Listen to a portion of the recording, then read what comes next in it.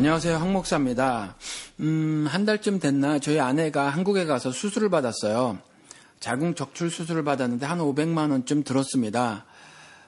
저도 미국에 산 지 오래됐고 그래서 한국 사정을 모르는데 저희 아내 같은 경우는 더 오래됐거든요. 그리고 한국에 이번에 나간 게 거의 30년 만에 나간 거거든요. 그래서 한국에 대한 사정을 잘 모르죠. 그냥 드라마 보고 또 뉴스 보고 또 인터넷에 떠 있는 그런 기사들 같은 거 좀 보고 그래서 한국 사정을 아는 거지 실제로 사실은 한국에서 살지 않은 지가 오래됐기 때문에 잘 모르죠. 그런데 한국에 사시는 분 아는 분이 이렇게 저렇게 소개를 하고 알아봐 주셔서 강남에 있는 작은 병원에서 종합병원이 아니라 수술을 받았어요. 한국에서는 자궁적출 수술 같은 거는 정말 하신 경험이 많으신 분들이 많다고 그래서 괜찮다고 그분이 그러셔서 강남에 무슨 동인지는 잊어먹었는데 뭐 어디에서 했거든요. 그런데 500만 원이 들었어요. 종합병원에서 했으면 아마 훨씬 더 비쌌을 겁니다. 그런데 뭐 수혈도 8통이나 하고 말이죠. 그런데 비슷한 시기에 저희 교인분 중에 한 분이 같은 수술을 받았어요. 자궁적출 수술을. 그런데 이분은 이제 보험이 있으셔서 이렇게 잘 처리가 됐지만 보험이 없으면 일단 보험이 있더라도 그게 얼마가 들었는지 병원에서 그 치료비 이런 것들을 이제 알려주거든요. 그런데 4만 뭐 6천 불인가 7천 불인가 그렇게 나왔다는 거예요. 그러니까 한국 돈으로 얼마입니까? 뭐 4,500만 원, 600만 원 아니면 700만 원, 800만 원 뭐 이렇게 되는 거죠. 1,000원이 조금 넘는다고 치면. 그러니까 여러분들 방송을 청취하시는 여러분들 제가 늘 그 방송을 통해서도 강조를 하는 것이 신앙생활의 터전은 세상이라고 말씀을 드렸잖아요. 세상에서 빛과 소금으로 사는 거다. 교회 건물 안이 아니다. 이렇게 말씀을 드렸잖아요. 그러니까 여러분들 지금 가진 자들이 협접을 해서 의료 민영화를 하려고 하고 있잖아요. 그거 하면 사람 죽습니다. 미국은 그래도 정말 그 병원비가 없다고 그래서 진료를 거부할 수 없어요. 그러면 형사 처벌 당하거든요. 그리고 정 안 되면 이 사람을 탁탁 털어봐서 돈이 없으면 정부가 일단 보험이 있든 없든 상관이 없이 치료비를 대주거든요. 이런 마지노선이 있어요. 그런데 한국은 그런 것들이 없는 것 같아요. 그런 상태에서 의료 민영화가 돼버리면 그러면 정말 아픈 사람들, 병에 걸렸거나 사고가 난 사람들이 그냥 목숨을 잃어야 되는 경우가 발생하게 된다라는 거죠. 그리고 그것도 그거지만 어느 코미디 프로그램을 보니까 뭐 감기 걸렸는데 뭐 엄청나게 많은 의료비를 청구하는 그런 걸 코미디로 본 적이 있어요. 뭐 몇 천만 원 이렇게. 그런데 그게 우스갯소리긴 하지만 실제로 의료 민영화가 되게 되면 여러분들이 상상하지 못할 정도의 큰 금액을 부담해야 된다라는 거죠. 의료 민영화를 이뤘다고 하는 선진국들이 대부분 그렇거든요. 제가 외국인들을 만나보면 캐나다 사람들, 또 호주 사람, 그리고 영국 사람, 또 프랑스 사람, 스페인 사람 이렇게 여러 나라 사람을 만나봤어요. 그런데 그들에게 제가 관심사고 그래서 이렇게 물어본 적이 있거든요. 그런데 하나같이 다 비싸요. 미국만큼 다 비쌉니다. 의료 민영화 때문에 그렇거든요. 그러니까 의료 민영화는 막아야 하는 겁니다. 그리고 의료 민영화 말씀을 드리려고 한 거는 아닌데 그래도 방송을 하다가 이 말씀도 드려야 되겠다 그래서 말씀을 드렸고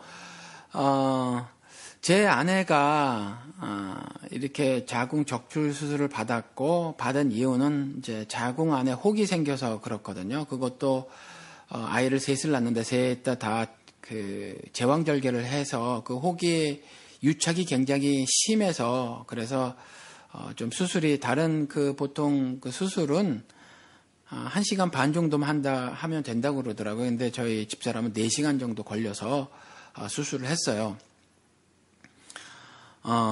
그런데 이런 일들이 여러분들 어떻게 생각하십니까?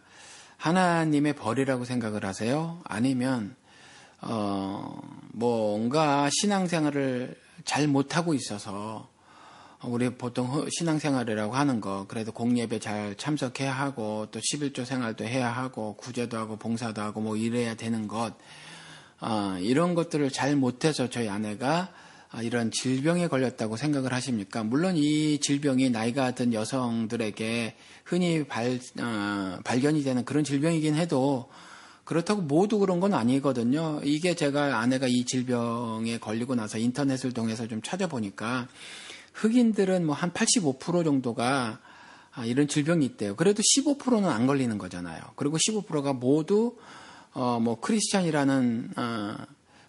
리도 없고, 그리고 그 사람들은 모두 11조 구제 봉사, 그다음에 예배 참석 이런 것들이 하나님 보시기에 애약점이라는 것도 아니고요. 그런데 안 걸리단 말이죠. 그 15%는.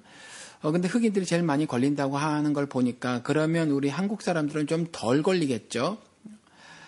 그리고 뭐 백인도 그럴 거고, 그런데 그래도 아무튼 많이 여성분들은 자궁에 혹이 생긴다는 걸 이번에 제가 알았는데, 이게 원인이 뭐라고 생각이 드세요?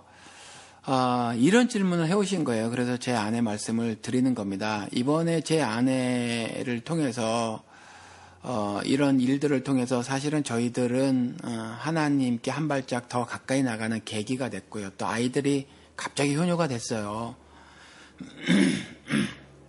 정말 다 컸어도 대학생이나 되고, 막내는 이제 이번에 대학을 들어갔는데, 여긴 가을 학기가 학년이 시작되는 거니까 이제 조금 있으면 이제 내일 모레 제가 데려다 주거든요. 이 방송이 나갈 때쯤이면 이제 제가 이미 데려다 주고 이제 대학 생활을 시작을 했겠죠. 그런데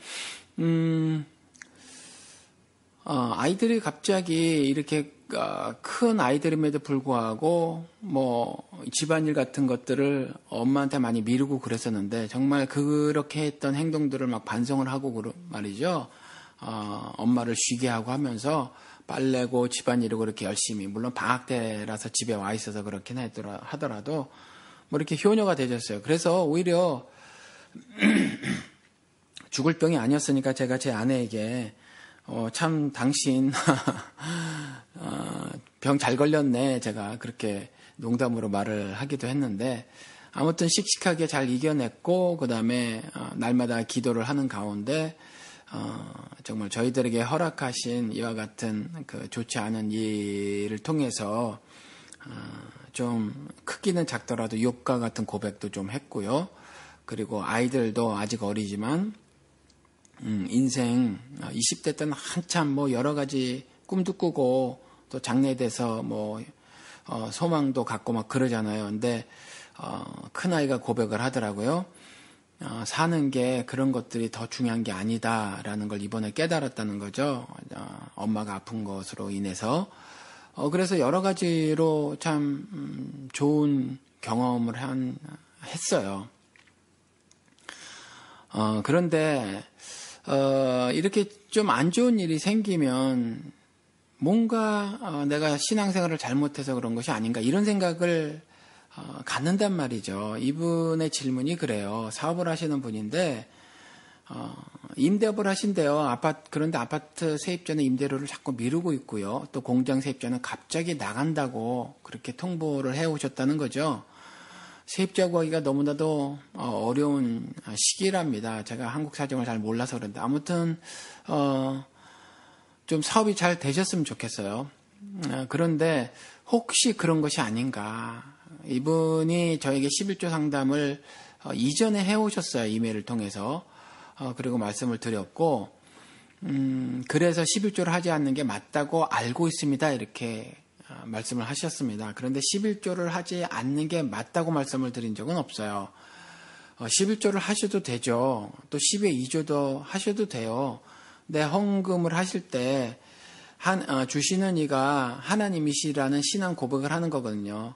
그러니까 내가 갖고 있는 모든 것, 그것을 심지어 내 목숨까지라도 주님께서 주신 것이다라는 거거든요. 그러니까 소득 같은 경우도 주님께서 주신 것이라는 신앙 고백을 주님께서 주신 것 중에 일부를 떼어서 하는 거예요. 그러니까 구약시대 11조는 그 의미를 갖고 있거든요. 열의 하나를 떼서 내지만 열을 다 떼서 주님께 돌려드릴 수는 없잖아요. 그러니까 주님께서 그 계명을 그때 세워주신 건데, 열의 하나를 떼서 그 하나의 열을 담아서 드리라라는 거죠. 그리고 또 사용은요, 그러한 속전, 그때 당시는 그게 속전의 의미가 있었잖아요. 구약은 신약 시대는 없습니다. 그냥 연보예요. 그런데 속전의 개념이 있었는데 그 속전 역시도 성전에 필요한 대로 사용하라고 하나님께서 분명히 말씀을 해놓으셨다라는 거죠. 그런데 아무튼 그 율법화된 11조는 더 이상 없다. 왜냐하면 구약의 모든 율법, 그것이 법조문으로서는 다 폐기가 됐다라는 거죠. 그럼 11조도 동일합니다.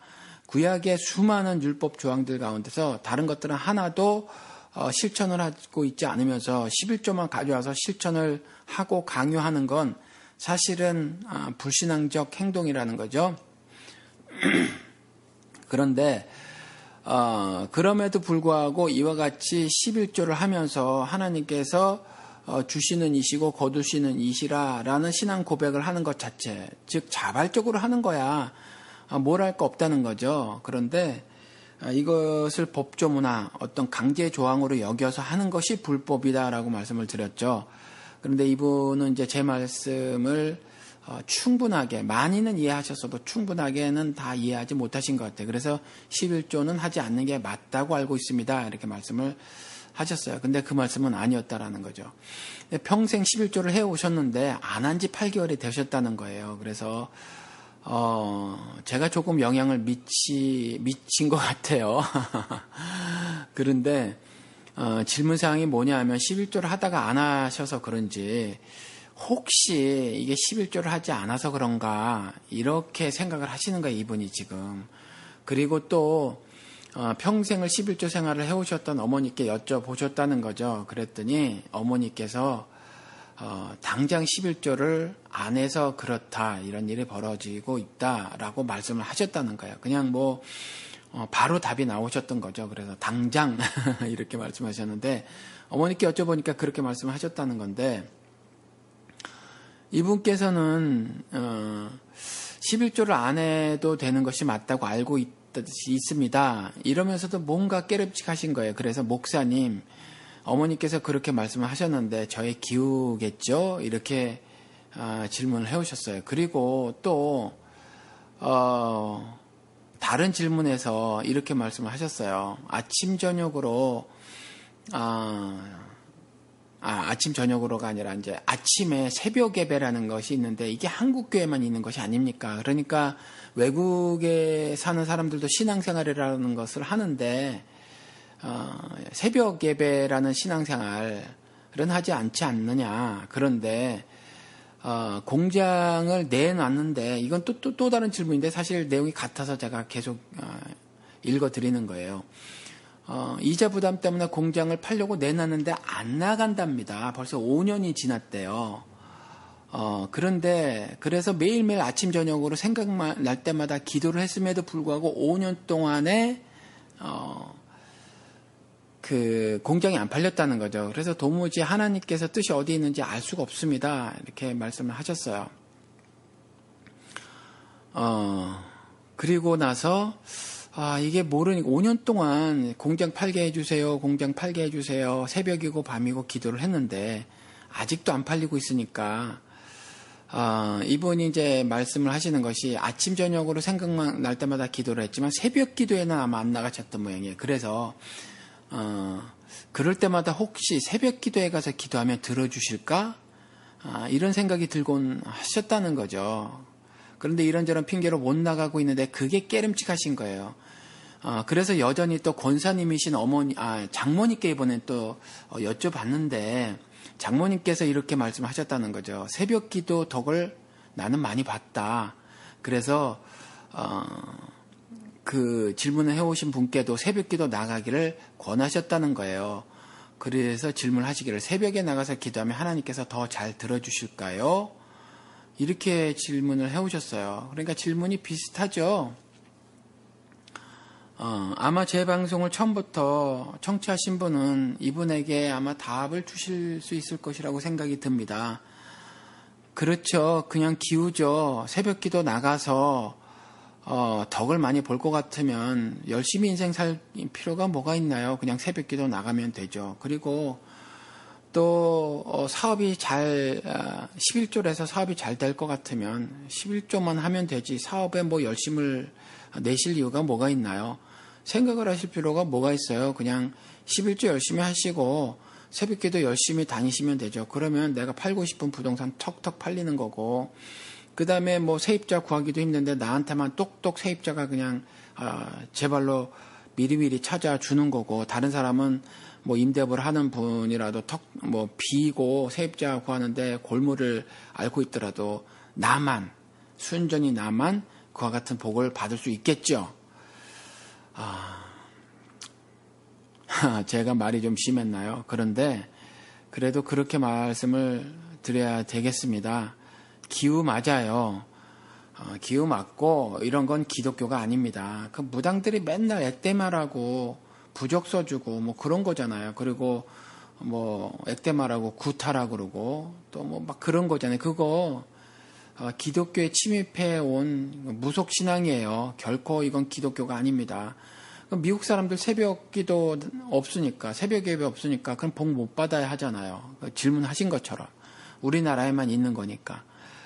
그러니까 그렇지 않고요. 또 하나 이분은 좀 물론 사는 것이 이렇게 좀 어려움이 닥치고 또 집안에까지 무슨 구체적으로 써주시진 않았지만 좀 어려운 일이 생기신다고 이렇게 말씀을 하셨으니까 뭐 그러한 심정은 충분히 이해가 되지죠. 그리고 그러한 일들 때문에 혹시 내가 하나님 앞에서 불신앙적인 모습을 보인 것이 아닌가 이런 생각을 갖는 것, 뭐 그 마음 자체를 제가 뭐라고 그럴 수는 없어요. 그런 거는 좋습니다. 그런데 그러한 것을 가지고 하나님께서 그럴 때마다 뭐 말을 안 들었으니 두들겨 패는 폭력적인 하나님으로 이렇게 인식하고 계신 것, 이것은 문제가 있다라는 거죠. 그리고 또 그런 것들을 통해서, 즉 새벽 기도나 11조 등을 통해서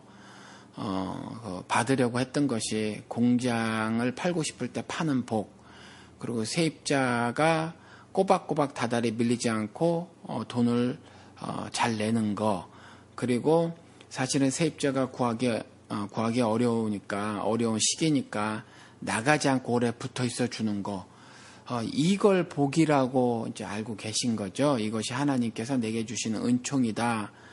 이렇게 생각을 하고 계신 거예요. 그런데 아시잖아요. 하나님을 믿지 않는 사람들도 얼마나 부자로 많이 살고 있어요. 사실 유럽 같은 경우는 이제 뭐 기독교인 숫자가 5%도 안 된다고 하는데 그 중에서 거듭난 사람은 얼마나 되겠습니까? 그런데 유럽은 잘 먹고 잘 살잖아요. 그렇죠? 그리고 일본도 마찬가지라는 거죠.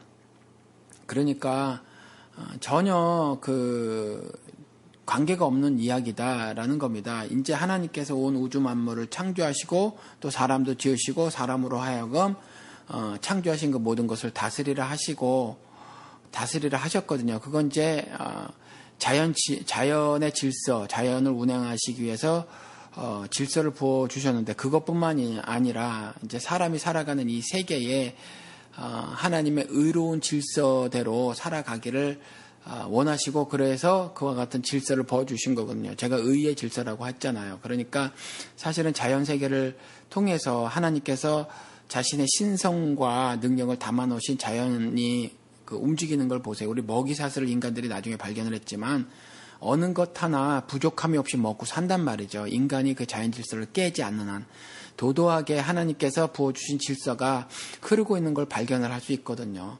어느 것 하나 충만하게 살지 않는 것이 없다라는 거죠. 그렇죠? 뭐가 부족함이 없어요. 자연계에 있는 모든 살아있는 생명들은 부족한 것을 느끼지 못하고 삽니다. 그것도 사람들이 파괴해서, 그래서 먹이사슬이 일정 부분 깨지기도 하고 그랬지, 사실은 그렇지 않다라는 거죠. 그러니까 그렇게 아시고, 마지막에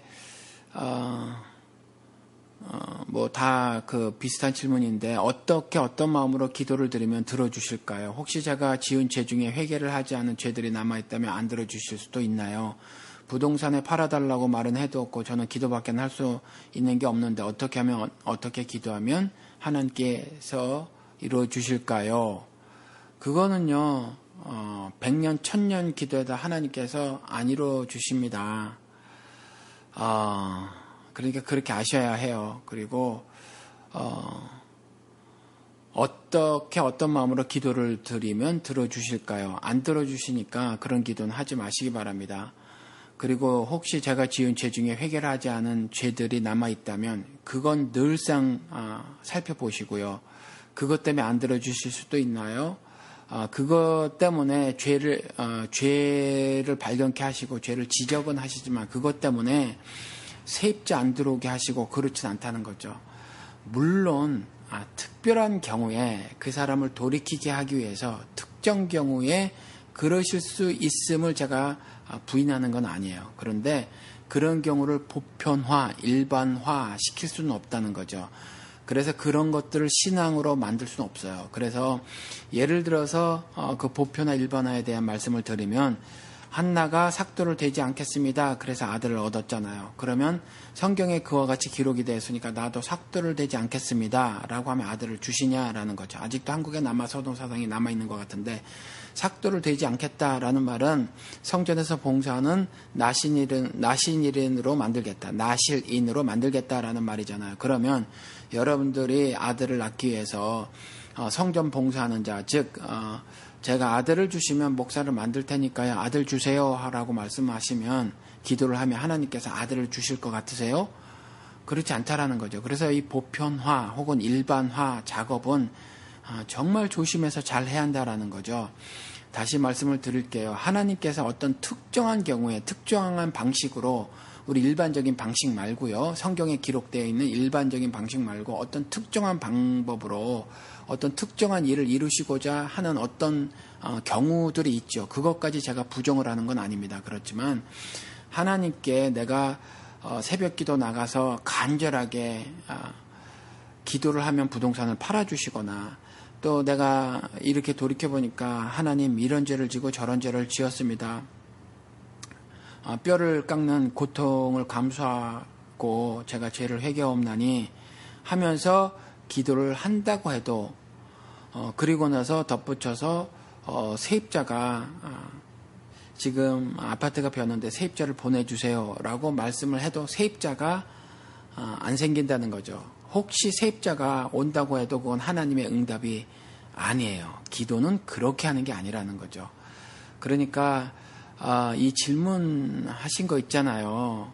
그거하고 지금 사시는 인생 문제하고 사업이 좀 잘 안 되시고 하는 것들 이건 별개의 문제다라는 거죠. 별개의 문제예요. 그러니까 그렇게 아시고 신앙생활을 하시기 바랍니다. 예수 그리스도 이 땅에 오셔서 하늘 뜻을 이루신 건 하늘 뜻을 이 세상에 이루셨다고 하는 건 하늘 뜻을 우리들 각자의 인생에게 이루셨다라는 거거든요. 그리고 예수 그리스도께서 십자가에 못 박혀 죽으신 것으로 이루셨는데 십자가에 못 박혀 죽으신 이유가 아파트 세입자 구해주시려고 죽으신 것이 아니라는 거죠. 그러니까 그렇게 잘 이해를 하시고 신앙생활을 하시길 바랍니다. 예, 감사합니다.